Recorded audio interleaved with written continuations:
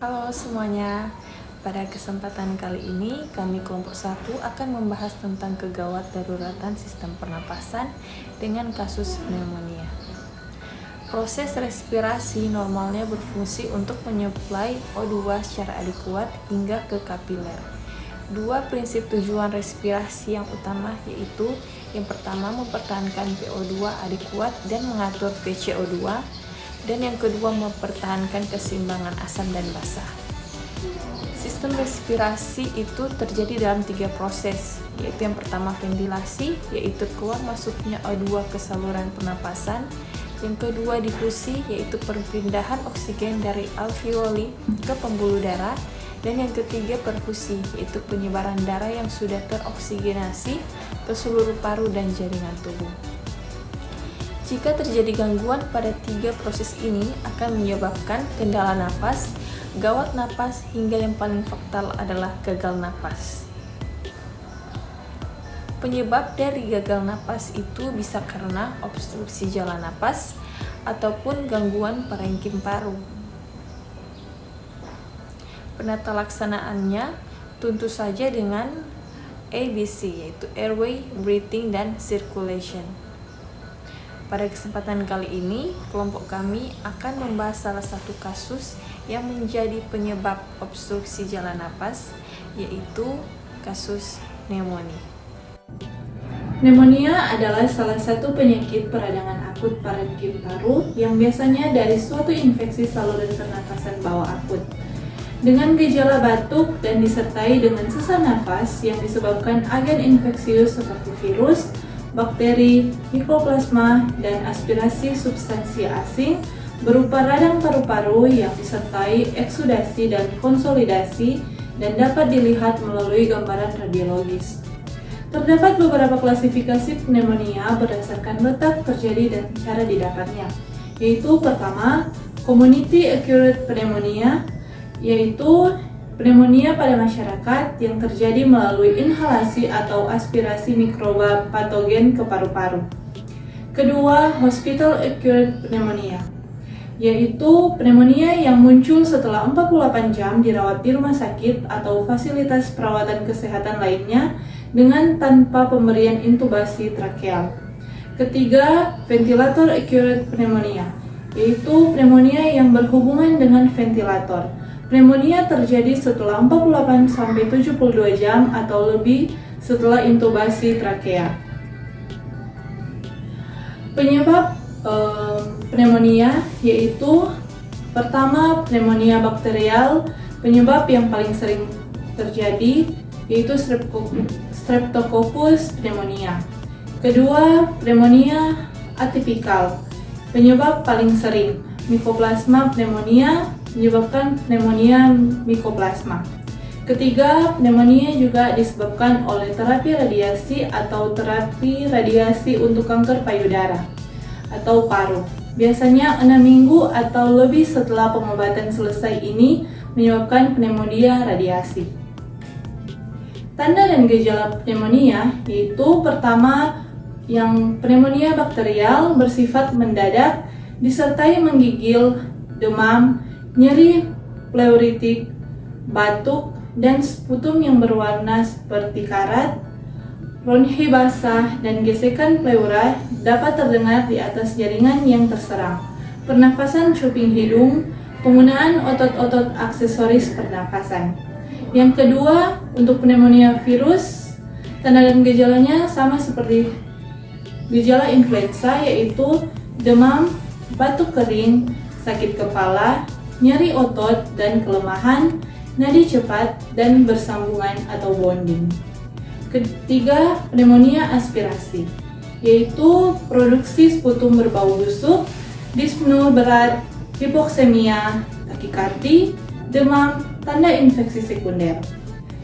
Dan yang keempat yaitu pneumonia Mycoplasma, yaitu nadi meningkat, sakit kepala, demam, dan faringitis.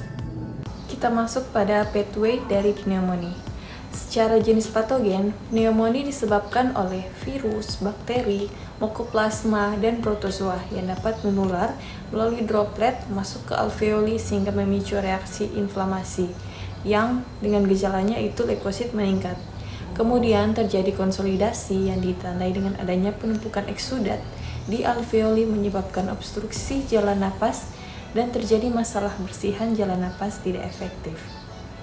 Penumpukan eksudat di alveoli akan mengganggu proses difusi O2 ditandai dengan pasien akan sianosis, dyspnoe, ortopnoe, pernapasan cuping hidung, dan menimbulkan masalah pola napas tidak efektif. Dari reaksi inflamasi juga dapat menyebabkan masalah nyeri akut dan merangsang hormon prostaglandin yang memicu hipotalamus meningkatkan suhu tubuh dan menyebabkan masalah hipertermi. Suhu tubuh yang meningkat akan membuat sekresi cairan yang berlebihan yang menyebabkan cairan tubuh berkurang dan menyebabkan risiko hipovolemi. Dari proses leukositosis juga akan menyebabkan pelepasan sitokin yang berlebihan, menyebabkan transportasi O2 terganggu, heart rate meningkat, kelelahan dan lemah badan, dan menimbulkan masalah intoleransi aktivitas. Penatalaksanaan medis pneumonia. Pengobatan diberikan berdasarkan etiologi dan uji resistensi. Tapi karena hal itu perlu waktu dan pasien pneumonia diberikan terapi secepatnya, maka terapi harus diberikan berupa penisilin G untuk infeksi pneumonia Staphylococcus, amantadin, rimantadin untuk infeksi pneumonia virus, erythromycin, tetrasiklin, Deviva tetrasiklin untuk pneumonia mikroplasma. Menganjurkan untuk tidak baring sampai infeksi menunjukkan tanda-tanda pemberian oksigen jika terjadi hipoksemia. Bila terjadi gagal nafas, diberikan nutrisi dengan kalori yang cukup. Komplikasi bisa terjadi sianosis, hipoksemia, bronkaltasis, atelektasis, dan meningitis. Patofisiologi. Pneumonia yang dipicu oleh bakteri bisa menyerang siapa saja, dari anak sampai usia lanjut. Pecandu alkohol, pasien pasca operasi, orang-orang dengan gangguan penyakit pernapasan, sedang terinfeksi virus atau menurun kekebalan tubuhnya adalah yang paling berisiko. Sebenarnya bakteri pneumonia itu ada dan hidup normal pada tenggorokan yang sehat. Pada saat pertahanan tubuh menurun, misalnya karena penyakit, usia lanjut, dan malnutrisi, bakteri pneumonia akan dengan cepat berkembang biak dan merusak organ paru-paru. Dari jaringan paru-paru, infeksi dengan cepat menyebar ke seluruh tubuh melalui peredaran darah. Bakteri pneumococcus adalah kuman yang paling umum sebagai penyebab pneumonia. Proses pneumonia mempengaruhi ventilasi. Setelah mencapai alveoli, maka pneumococcus menimbulkan respon yang khas, terdiri dari 4 tahap yang berurutan. Yaitu pertama, kongesti dalam 24 jam pertama. Merupakan stadium pertama, eksudat yang kaya protein keluar masuk ke dalam alveolar melalui pembuluh darah yang berdilatasi dan bocor, disertai kongesti vena. Kedua, hepatisasi merah dalam 48 jam berikutnya terjadi pada stadium kedua yang berakhir setelah beberapa hari.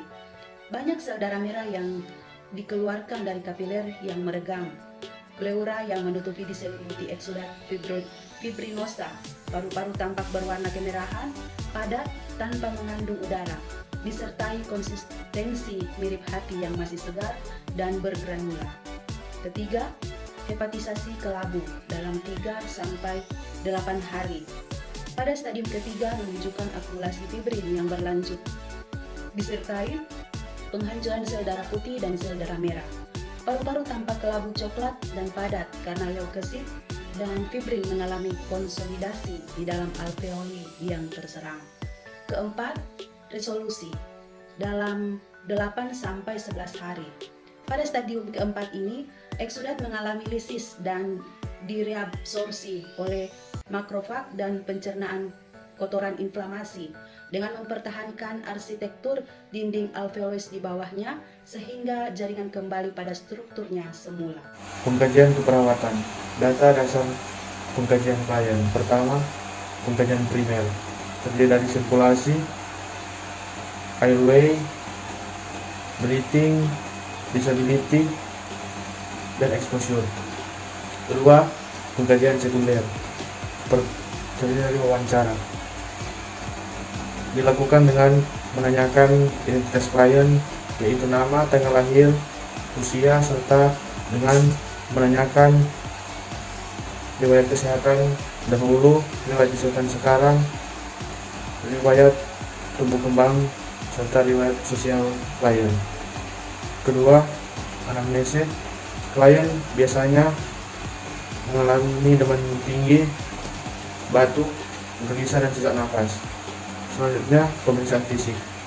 Pada semua kelompok umur akan dijumpai adanya nafas cuping hidung. Pada akulturasi dapat terdengar pernafasan menurun. Gejala lain adalah pada perkusif total prenitus menurun, suara nafas menurun, dan terdengar paling frekuens, yaitu di daerah yang terkena. Iritasi pleura akan mengakibatkan nyeri dada bila berat dada menurun waktu inspirasi. Inspeksi perlu diperhatikan adanya tachypnea, dyspnea, cyanosis, skumural, pernafasan cuping hidung, distensi abdomen, batuk semula dan produktif menjadi produktif, serta nyeri dada saat tarik nafas. Selanjutnya, palpasi, suara duduk pada sisi yang sakit. Selanjutnya, diagnosa keperawatan. Pertama, bersihan jalan nafas tidak efektif berhubungan dengan proses infeksi. Kedua, hipertermia berhubungan dengan proses penyakit. Ketiga, nyeri akut berhubungan dengan agen cedera fisiologis. Diagnosa bersihan jalan nafas tidak efektif dengan intervensi manajemen jalan nafas pada bagian observasi, yaitu memonitoring pola nafas, bunyi nafas, serta monitor sputum, yaitu jumlah, warna, dan aroma. Kemudian pada bagian terapeutik, yang perlu dilakukan adalah pertahankan kepatengan jalan nafas dengan head tilt chin lift, kemudian posisikan pasien semi-volar atau volar, berikan air hangat, lakukan fisioterapi bila perlu, dan melakukan pengisapan lendir kurang dari 15 detik. Pada bagian edukasi, yang dilakukan adalah anjurkan asupan cairan 2000 ml per hari, kemudian yang kedua yaitu ajarkan teknik batuk efektif. Kemudian yang dilakukan pada tahap kolaborasi adalah pemberian bronkodilator, ekspektoran, mukolitik jika perlu. Masih dengan diagnosa bersihan jalan nafas tidak efektif, pada intervensi yang kedua yaitu latihan batuk efektif, pada bagian observasi dilakukan adalah identifikasi kemampuan batuk, monitor adanya retensi sputum, tanda dan gejala infeksi saluran pernafasan, serta memonitoring input dan output cairan. Pada bagian terapeutik yang dilakukan adalah mengatur posisi pasien, kemudian memasang perlak dan bengkok, dan membuang sekret pada tempat sputum. Edukasi pada intervensi latihan batuk efektif yang dilakukan adalah menjelaskan tujuan dan prosedur batuk efektif serta menganjurkan pasien untuk melakukan latihan nafas dalam. Intervensi yang ketiga yaitu pemantauan respirasi yang dilakukan pada tahap observasi adalah melakukan monitoring berkaitan dengan proses respirasi. Kemudian pada tahap terapeutik yang dilakukan adalah mengatur interval pemantauan respirasi kemudian mendokumentasikan hasil pemantauan. Pada bagian edukasi dengan intervensi pemantauan respirasi yang dilakukan adalah menjelaskan tujuan serta menginformasikan hasil pemantauan. Kemudian untuk diagnosa yang kedua, hipertermi dengan intervensi manajemen hipertermi yang dilakukan pada tahap observasi adalah melakukan monitoring suhu tubuh, penyebab, serta komplikasi akibat hipertermi. Pada bagian yang kedua terapeutik yang dilakukan adalah menyediakan lingkungan yang dingin, kemudian memberikan cairan oral kepada pasien, mengganti linen, serta melakukan pendinginan eksternal. Yang dilakukan pada tahap kolaborasi adalah melakukan kolaborasi pemberian cairan dan elektrolit intravena jika diperlukan. Kemudian kita masuk pada diagnosa terakhir yaitu manajemen nyeri. ada intervensi manajemen nyeri yang dilakukan adalah melakukan identifikasi berkaitan dengan nyeri. Kemudian yang dilakukan pada tahap terapeutik adalah melakukan kontrol lingkungan serta memfasilitasi istirahat dan tidur pasien. Kemudian yang dilakukan pada tahap edukasi adalah menjelaskan penyebab, pemicu nyeri, menjelaskan strategi meredakan nyeri, serta menganjurkan untuk melakukan teknik non-farmakologis. Dan yang terakhir pada tahap kolaborasi adalah melakukan pemberian analgetik jika diperlukan.